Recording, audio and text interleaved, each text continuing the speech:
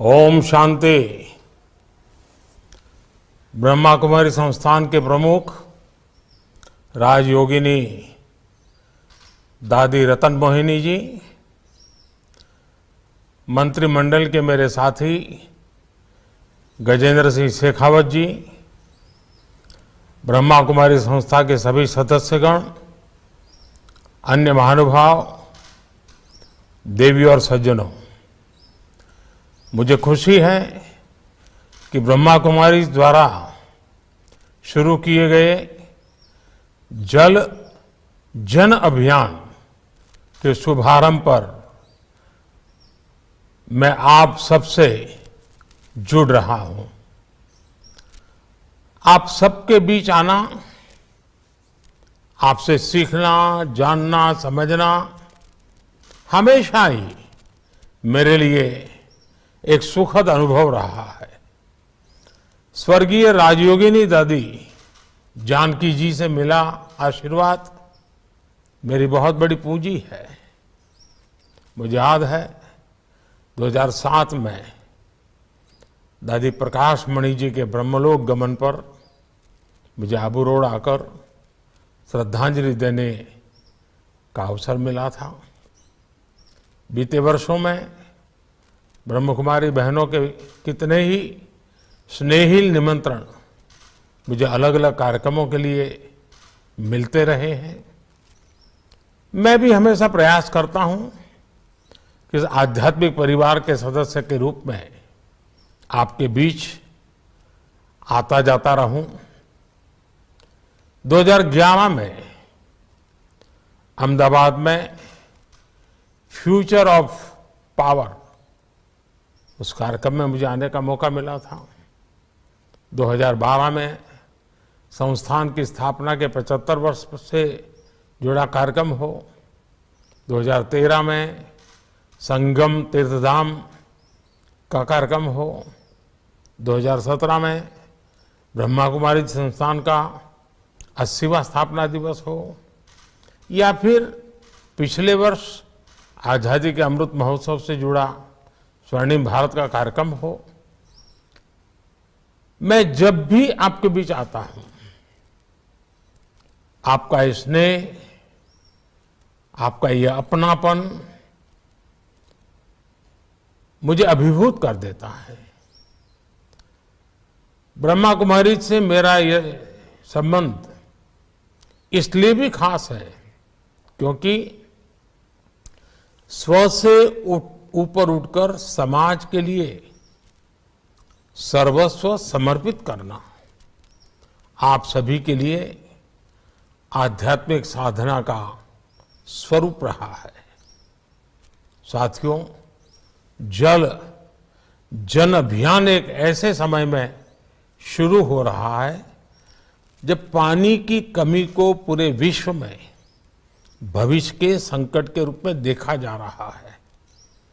21वीं सदी में दुनिया इस बात की गंभीरता को समझ रही है कि हमारी धरती के पास जल संसाधन कितने सीमित है। इतनी बड़ी आबादी के कारण वाटर सिक्योरिटी भारत के लिए भी एक महत्वपूर्ण दायित्व है, हम सबकी साझी जिम्मेवारी है।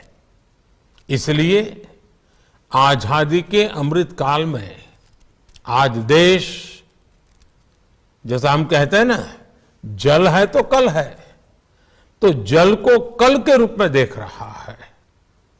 जल रहेगा तभी आने वाला कल भी रहेगा, और इसके लिए हमें मिलकर आज से ही प्रयास करने होंगे। मुझे संतोष है कि जल संरक्षण के संकल्प को अब देश एक जन आंदोलन के रूप में आगे बढ़ा रहा है। ब्रह्मा कुमारी के इस जल जन अभियान से जन भागीदारी के इन प्रयासों को नई ताकत मिलेगी। इससे जल संरक्षण के अभियान की पहुंच भी बढ़ेगी, प्रभाव भी बढ़ेगा। मैं ब्रह्मा कुमारी संस्था से जुड़े सभी वरिष्ठ मार्गदर्शकों का, इसके लाखों अनुयायियों का हृदय से अभिनंदन करता हूं। साथियों, भारत के ऋषियों ने हजारों वर्ष पहले ही प्रकृति, पर्यावरण और पानी को लेकर संयमित, संतुलित और संवेदनशील व्यवस्था का सृजन किया था। हमारे यहां कहा गया है, मां आपो हिंसी, अर्थात हम जल को नष्ट न करें, उसका संरक्षण करें। ये भावना हजारों वर्षों से हमारे आध्यात्म का हिस्सा है, हमारे धर्म का हिस्सा है। ये हमारे समाज की संस्कृति है, हमारे सामाजिक चिंतन का केंद्र है। इसलिए हम जल को देव की संज्ञा देते हैं, नदियों को मां मानते हैं। जब कोई समाज प्रकृति से ऐसे भावात्मक संबंध जोड़ देता है तो विश्व जिसे सस्टेनेबल डेवलपमेंट कहता है, वो उसकी सहज जीवन शैली बन जाती है। इसलिए आज जब भविष्य की चुनौतियों के समाधान खोज रहे हैं तो हमें अतीत की उस चेतना को पुनर्जागृत करना होगा। हमें देशवासियों में जल संरक्षण के मूल्यों के प्रति फिर से वैसी ही आस्था पैदा करनी होगी। हमें हर उस विकृति को भी दूर करना होगा जो जल प्रदूषण का कारण बनती है, और इसमें हमेशा की तरह भारत की आध्यात्मिक संस्थाओं की, ब्रह्मा कुमारीज की एक बड़ी भूमिका है। साथियों, बीते दशकों में हमारे यहां एक ऐसी नकारात्मक सोच भी बन गई थी कि हम जल संरक्षण और पर्यावरण जैसे विषयों को मुश्किल मानकर छोड़ देते हैं। कुछ लोगों ने ये मान लिया था कि इतने बड़े काम है कि इन्हें किया ही नहीं जा सकता। लेकिन बीते 8-9 वर्षों में देश ने इस मानसिकता भी बदली है और हालत भी बदले हैं। नमामि गंगे इसका एक सशक्त उदाहरण है। आज न केवल गंगा साफ हो रही है, बल्कि उनकी तमाम सहायक नदियां भी स्वच्छ हो रही हैं। गंगा के किनारे प्राकृतिक खेती जैसे अभियान भी शुरू हुए हैं। नमामि गंगे अभियान आज देश के विभिन्न राज्यों के लिए एक मॉडल बनकर उभर रहा है। साथियों, जल प्रदूषण की तरह ही गिरता भूजल स्तर भी देश के लिए एक बहुत बड़ी चुनौती है। इसके लिए देश ने कैच द रेन मूवमेंट शुरू किया है, जो अब तेजी से आगे बढ़ रहा है। देश की हजारों ग्राम पंचायतों में अटल भूजल योजना के जरिए भी जल संरक्षण को बढ़ावा दिया जा रहा है। देश के हर जिले में 75 अमृत सरोवर के निर्माण का अभियान भी जल संरक्षण की दिशा में बड़ा कदम है। साथियों, हमारे देश में जल जैसी जीवन की महत्वपूर्ण व्यवस्था पारंपरिक रूप से महिलाओं के हाथ में रही है। आज देश में जल जीवन मिशन जैसी महत्वपूर्ण योजना का नेतृत्व भी पानी समिति के माध्यम से गांव में हमारी माता बहनें ही कर रही हैं। हमारी ब्रह्मा कुमारी बहनें यही भूमिका देश के साथ साथ वैश्विक स्तर पर भी निभा सकती है।